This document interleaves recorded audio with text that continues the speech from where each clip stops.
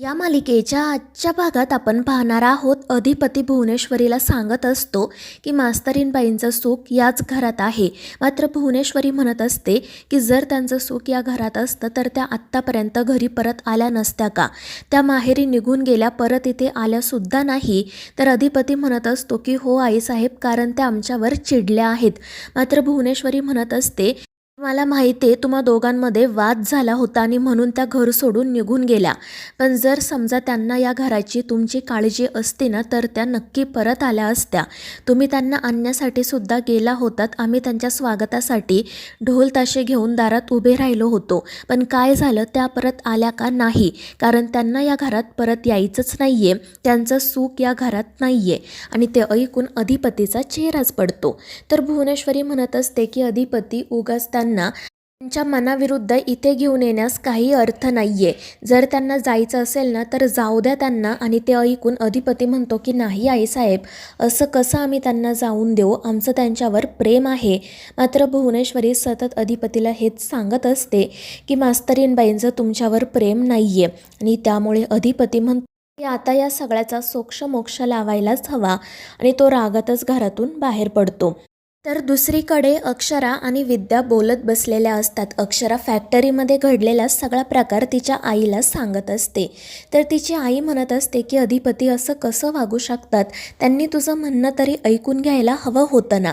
तर अक्षरा रडतच म्हणत असते की हो ना आई, मी त्यांना समजावण्याचा खूप प्रयत्न केला, मात्र आपण भुवनेश्वरी मॅडमच्या विरोधात तक्रार केली आहे या गोष्टीचा त्यांना इतका राग आला आहे ना की ते काही ऐकायला तयारच नाही.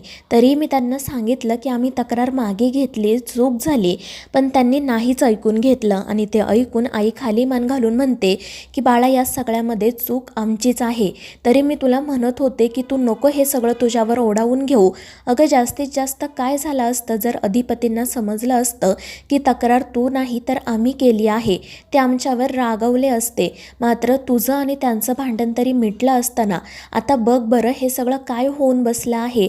परंतु अक्षरा तरीसुद्धा म्हणत असते की नाही ग आई, आमच्या दोघांमधील भांडण कधी ना कधी मिटेल. मात्र जर ते तुम्हा दोघांवर रागवले असते ना तर ते मला अजिबात आवडलं नसतं. आणि ते ऐकून आई म्हणते की अगं पण आता काय करायचं, कारण ते तर काही ऐकून घ्यायला तयारही नाही. तर अक्षरा म्हणत असते की त्यांनी माझं बोलणं ऐकलं असतं ग. मात्र तितक्यात त्यांना भुवनेश्वरी मॅडमचा फोन आला आणि मग अधिपती सरळ घरी निघून गेले. आणि ते ऐकून आई अजूनच काळजीत पडते. तर अक्षरा म्हणत असते की आई, मला आता हा होणारा त्रास ना नाही सहन होते. मला अधिपतींना सांगायचं होतं की तुम्ही बाबा होणार आहात, मी आई होणार आहे. आमच्या बाळाची या सगळ्यात काय चूक आहे ग, त्याला हा सगळा त्रास कशासाठी. आणि ती रडतच आईला मिठी मारते.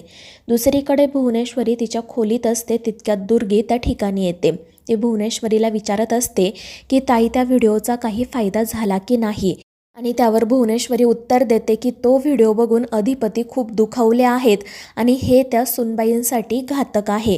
आणि ते ऐकून दुर्गी खुश होत म्हणते की आता त्या सुनबाईला आपण चांगलाच धडा शिकवू. आणि फक्त तिला नाही तर तिच्या सगळ्या कुटुंबाला. त्या दिवशी तिचा बाप काय म्हणत होता ऐकलंस ना तू.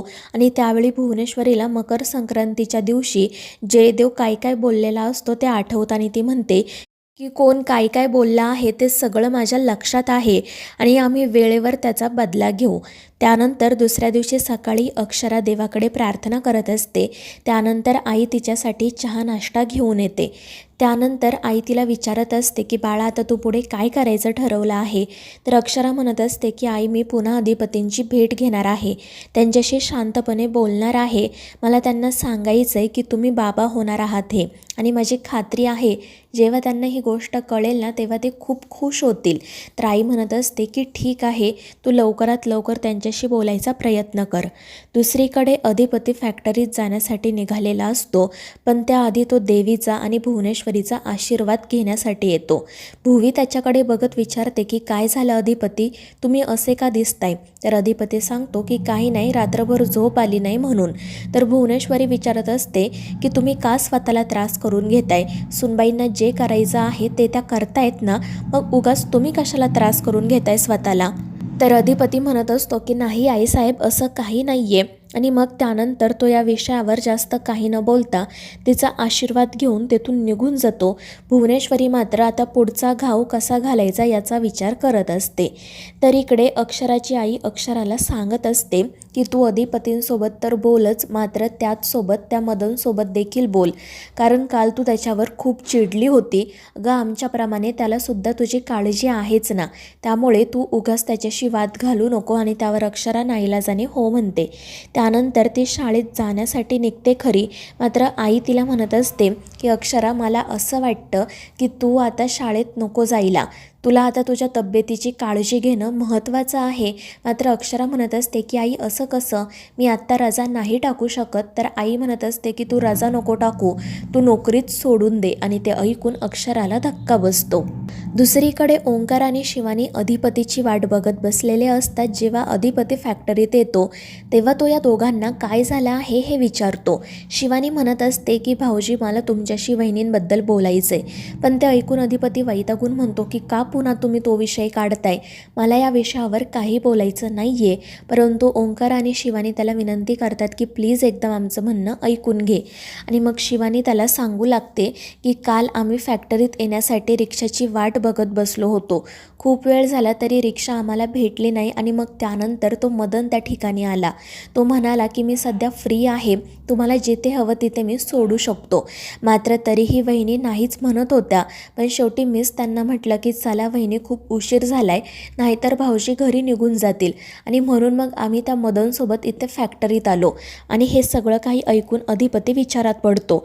मात्र तरीसुद्धा भुवनेश्वरीने जे काही सांगितलेलं असतं ते डोक्यात ठेवून तो म्हणू लागतो की तरीही मास्तरीणबाईंना त्या मदनसोबत यायची काय गरज होती, इथे त्यांना आम्हाला फोन करता आला नाही का, किंवा ओंकारला तरी बोलावून घ्यायचं ना, त्याच्यासोबत कशाला यायचं. तर शिवानी म्हणत असते की भाऊजी, तुम्ही असं का बोलताय, मदन त्यांचा लहानपणीचा मित्र आहे. आणि मी तुम्हाला सांगते की त्या दोघांमध्ये फक्त आणि फक्त निखळ मैत्री आहे, त्या पलीकडे काही नाही. वहिनींचं तुमच्यावर खरंच खूप प्रेम आहे, तुम्ही प्लीज चुकीचा समज करून घेऊ नका. आणि मग ओंकार देखील अधिपतीला हेच समजावतो की भावा, खरंच वहिनीचं तुझ्यावर खूप प्रेम आहे. आणि मदनच्या बोलण्यातून माझ्याही लक्षात आलंय की तो फक्त वहिनींचा चांगला मित्र आहे, त्या पलीकडे काही नाही. पण अधिपती काही ऐकून घेत नाही. दुसरीकडे अक्षरा आईला विचारत असते की अगं हे काय बोलतेस तू, मी आत्ता कशी नोकरी सोडू. तर आई म्हणत असते की त्या भुवनेश्वरी मॅडम किती डेंजर आहेत माहिती आहे ना तुला, आणि तू त्यांच्याच शाळेत काम करते. मला ना खूप भीती वाटते, जर त्यांनी वेडंवाकडं काही केलं तर आपण कशाला उगाच विषयाची परीक्षा घ्यायची. परंतु अक्षरा म्हणत असते की नाही आई, त्या असं काही करणार नाही, तू काळजी नको करू, आणि मी ना स्वतःची काळजी घेऊन नोकरी करेल, दगदग नाही करणार. तर दुसरीकडे भुवनेश्वरी मात्र फुलपगारे सरांना फोन करते आणि त्यांना सांगते की तुमच्या या शाळेमुळे आमचा कधीच फायदा झाला नाही, झालंय ते फक्त नुकसान. आणि त्यात तुम्ही इतक्या शिक्षकांचा भरणा करून ठेवलाय ना की त्यांचा पगार देता देता आमचे खूप सारे पैसे वाया जातात. आणि ते ऐकून फुलपगारे सरांना वाईट वाटते. तर भुवनेश्वरी सरळ त्यांना सांगते की आता तुम्ही एक काम करायचं, हे जास्तीचे शिक्षक आहेत ना त्यांना कमी करायचं.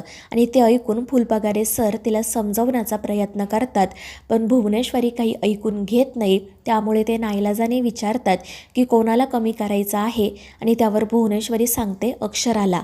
तर मित्रांनो, या मालिकेच्या पुढील भागांमध्ये आपण पाहणार आहोत भुवनेश्वरी दुर्गीला एक वेगळाच प्लॅन सांगते आणि त्यानुसार त्या दोघीजणी पुढील काम करायला सुरुवात करतात. तर अधिपती सरळ मदनला भेटण्यासाठी जातो. तर मित्रांनो, या मालिकेच्या पुढील भागांच्या अपडेट्ससाठी आपल्या चॅनेलला सबस्क्राईब करा.